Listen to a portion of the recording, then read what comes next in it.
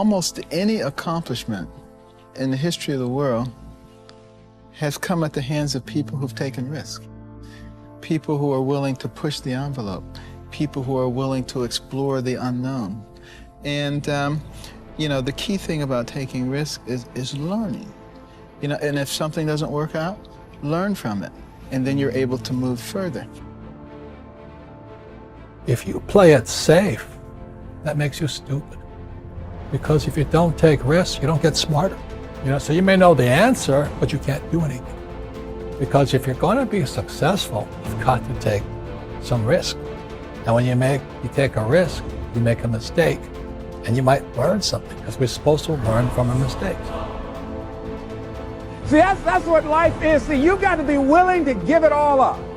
Because the only way that you can grow, you've got to risk. The only way that you can become your best, you have got to risk. Sacrifice leads and gains follow. Don't look for any gains where there's been no sacrifice. Don't wake up and look for no gain. Don't look for your game to improve. Don't look for the record to improve. Without sacrifice, there are no gains. You're gonna fail. You're gonna fail 10 times, 100 times, maybe even 1,000 times. But that's okay. Failure isn't permanent.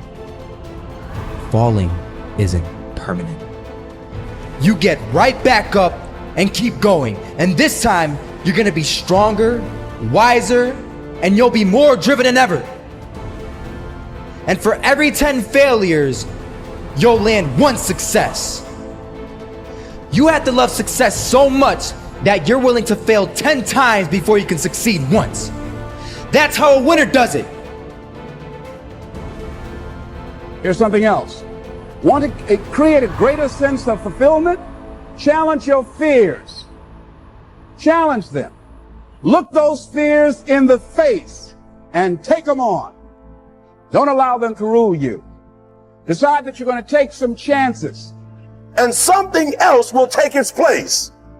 If I quit, however, it will last forever. I dare you to take a little pain. I dare you. I dare you not to go home. Somebody said, I don't go home, I feel bad. Go through it. You ain't gonna die. At the end of pain is success. You've got to be willing to risk. If you're not willing to risk, you can't grow in life. Life has no power when you're not willing to risk. It's that to laugh is to risk appearing the fool. To weep is to risk appearing sentimental. To reach out for another is to risk involvement. To expose feelings is to risk exposing your true self. To place your ideas, your dreams before a crowd is to risk their loss. To love is to risk not being loved in return.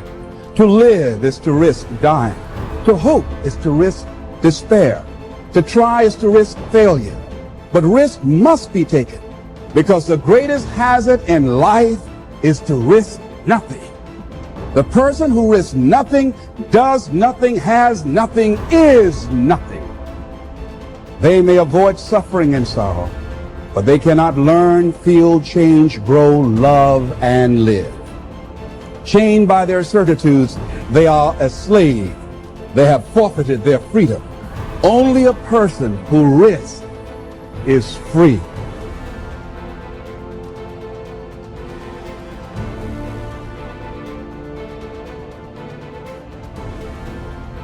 I don't know how many of you remember or recognize the name Howard Hill. Now, Howard Hill was a good Alabama boy. He was an archer. They say he was the best in the whole world. He entered 287 archery tournaments. He placed first 287 times. He was so good, he retired early because the other archers started to get unwilling to compete for second place. I've seen newsreels of Howard Hill where from 50 feet away, he had split an arrow dead center in the bullseye. Then he would take the next arrow and split the first one. He killed a Cape buffalo with a bow and arrow, the most difficult game animal alive to bring down. He killed a Bengal tiger. He killed a 15-foot shark in under 18 feet of water. or was it an 18-foot shark under 15 feet of water? Well, it was a great big one in his way down there. I do know that. He was a good one, there's no question. So now let me emphasize a point. I've never shot the bow and arrow professionally, but I'm an instructor extraordinary. I'm not certain, but I think that's French, which means I'm really good at it. As a matter of fact, let me tell you just how good I am as a teacher. If I could spend 30 minutes with any man or woman who will ever view this, providing your eyesight is good and your health is normal, at the end of 30 minutes, I would have you hitting the bullseye more consistently than Howard Hill could hit it on the best day he ever had. Sound like I'm bragging, but I'm not. I could do it. Provided, of course, you had first blindfolded Howard Hill and turn him around a couple of times so he wouldn't have a clue as, which way am I headed? And you might say, well, now, Ziegler, my goodness alive, fella, of course you could. That's ridiculous. How on earth could a person possibly hit a target he couldn't even see? It's a good question, but here's a better one. How can you hit a target you don't have? Also, one more thought on discipline. Here's the greatest value of discipline.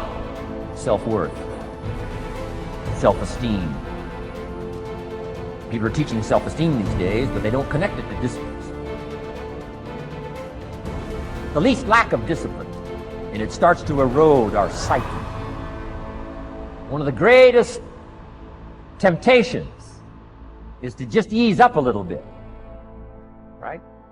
The slightest lack of doing your best starts to erode the psyche. Instead of doing your best, doing just a little less than your best. Sure enough. You say, well, it's just going to affect my sales. No, it's going to affect your consciousness. It's going to affect your philosophy. Now you've begun in the slightest way to affect your own philosophy. Here's the problem with the least neglect. Neglect starts as an infection.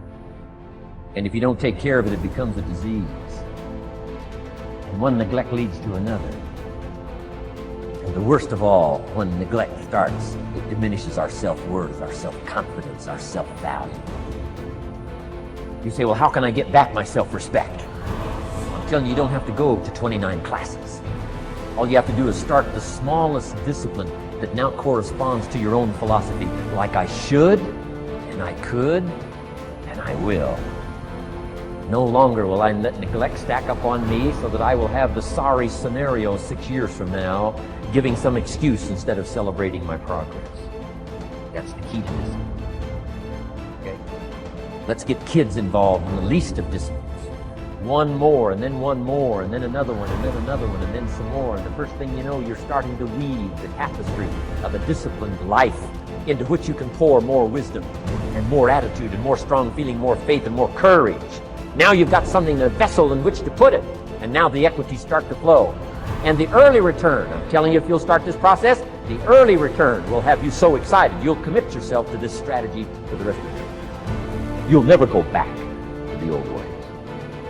Join a new crowd. Join a new group.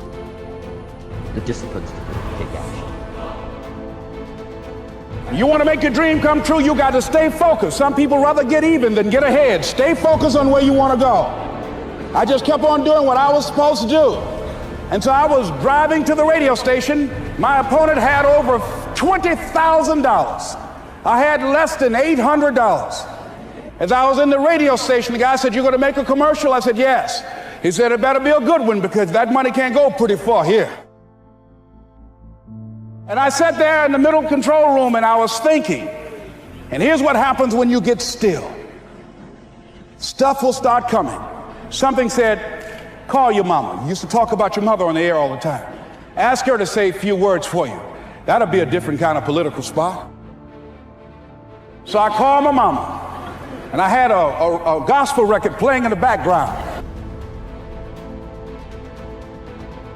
And then I had my mother say, "Hello, this is Mrs. Mamie Brown. When I raised my sons, I raised them to be good children. When they got out of hand, I beat their behind and made them go right. Please vote for my son. He's a good boy." Usually in the state representative race, maybe 3,000 or 4,000 people will come out to vote in a primary. In that primary race, over 27,000 people came out and voted and said, I'm voting for Les Brown because his mama said he's a good boy. I won, ladies and gentlemen. I won.